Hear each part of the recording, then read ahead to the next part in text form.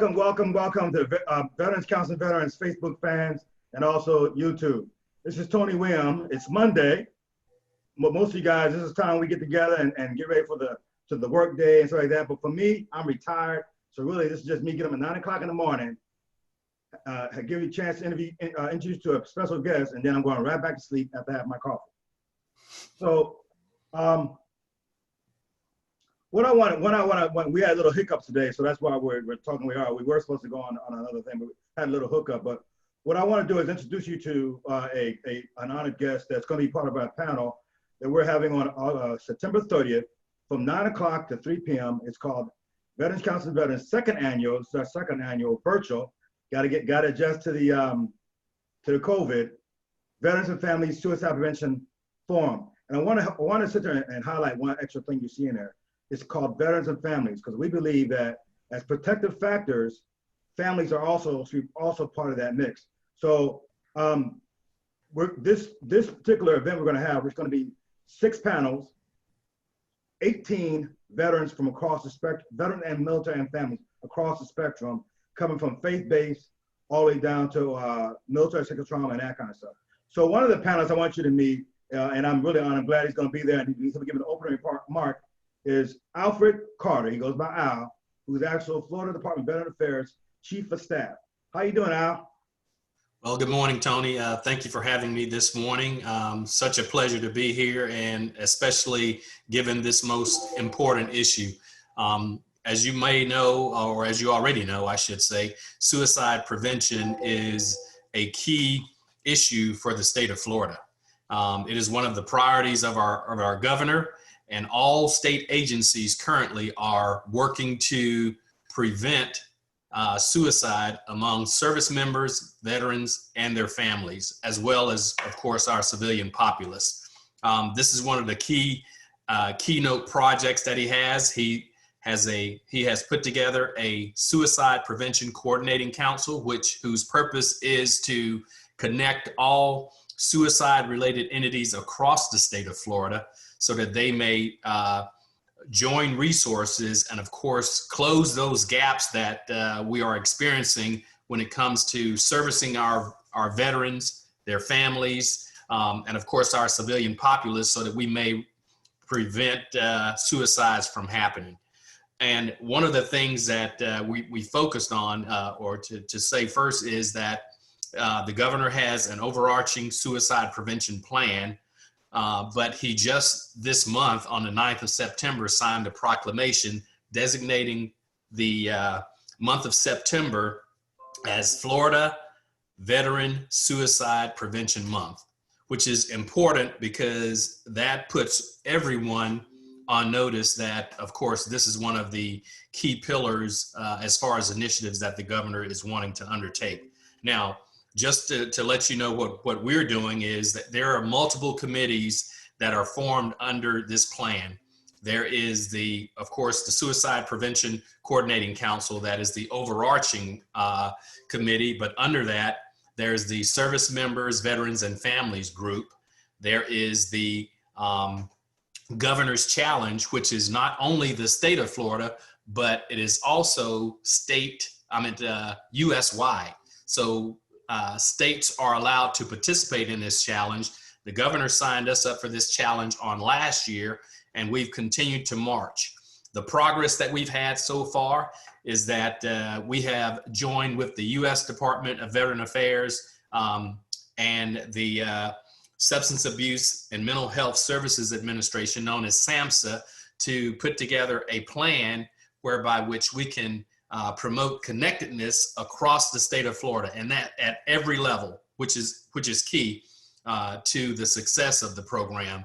You know, we've been, as I call it, working in silos, and there are a lot of resources across the state of Florida, but not all of those resources are linked together.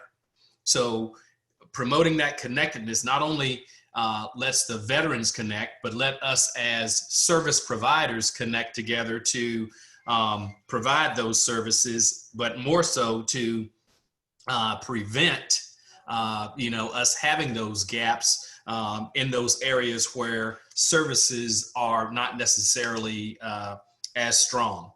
we want to create a protective environment. Now, what that means is that we want to create a area or a environment where service members, their families, our veterans are free to talk about, the issues that they have or the struggles that they're having that may lead to them wanting to go forth with the act of, committing suicide. And we want to prevent that at every turn. We want to teach them those coping and those problem solving techniques that might help them, again, avoid going down that particular road. We want to garner lessons learned from other entities across the state and virtually across the country, because as you know, we're not the harbor of all good ideas. It takes a village, so to speak, in order to make this work. Some folks have some phenomenal programs, and if we get together and share those programs, then we strengthen ourselves. And then we want to strengthen the economic support to those programs if we possibly can. I know this is a tight budget year for us all because of COVID, but we still want to get to that end state. Now, what have we done? We've put together a 4-pronged process that we're following, whereby we were doing state preparation, which included an orientation, a pre-site visit with the U.S. Department of Veteran Affairs and SAMHSA. We formulated our plan, which we did in coordination with them at what we call a policy academy, which helps us link what we're doing not only to our communities, but also to other states and draw from them as well. We're now in the implementation phase, which is where we're actually taking steps to perform the tasks that we created under our goals in this strategic plan. So that's where we're at right now. And we're excited that we're able to promote this, but more so excited that you're doing one of the things that we are wanting to do as a program itself, which is get to the virtual aspect of this issue, linking those community-based, those faith-based, and then share, our best practices, and of course share our needs, because it's important for us to be able to openly say, hey, look, we need help here, we need help there, so that we can't be bashful about this. We gotta, be open, because this is an important issue for us to resolve, and we can't do that unless we're working together. So we have to share our resources, we have to share our knowledge, of course, and then we have to synchronize our efforts so that we're all, speaking from the same sheet of music, or singing from the same sheet of music. So that's important.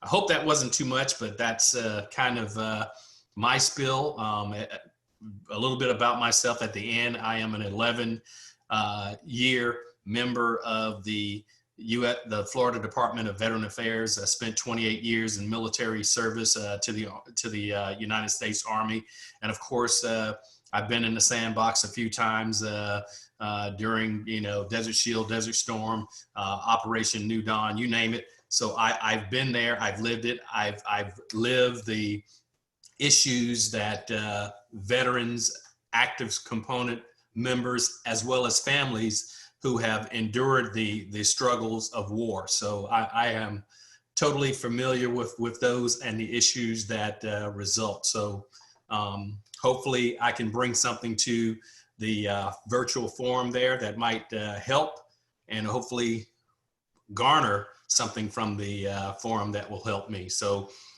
Tony has already told you it's 30th of September from 9 to 3. And there's some nuggets in there for everybody. So I hope that you all will, spring forth and attend this great event. Thank you. Thank you very much, Alan. And you said it. I think it's the most reason why I founded Veterans Council Veteran. It's for us, by us, because we have a personal stake, right? And we love that. There's going to be a veteran to care about this, but when somebody dies by suicide, it affects us personally, and we have a personal stake in this. And you have personal. Everybody in Florida Department of Veteran Affairs have a personal stake, regardless. That's their job. It's just also a sense of responsibility that we feel for ours. And I appreciate what you guys are doing. I'm totally on board. As you know, I'm part of Veterans Council Veterans. It's part of the Hillsborough County Mayor's Challenge. Commissioner's Challenge. Yes. Yeah. So we're all, and I agree, it's the community, absolute community. We can't do it by ourselves. We cannot monopolize, we cannot nationalize, we cannot franchise this. This has to be something that starts at grassroots. And I'm glad the Florida Department of Veteran Affairs is part of the fight. And it really is you guys are a force multiplier in combat terms. So thank you again for Al for being on there. Again, guys, September 30th, 9 to 3. Hopefully Al didn't give all the nuggets. Still come and show up. And I tell you something, share and register, because I tell you what I'm always said. This is not as hard as doing 22 push-ups. It's not as hard as doing a ruck march or hike. All you gotta do is take this one little index finger and push your share button, and you have done more for suicide prevention than probably all of us together. So please get involved, stay involved, and I'll see you on September 30th. I got dressed up just so I can talk to Al here. See you on September 30th on Veterans Council Veterans Virtual Second Annual Veterans and Families Suicide Prevention Forum. Until then, this is Tony Williams with Al out.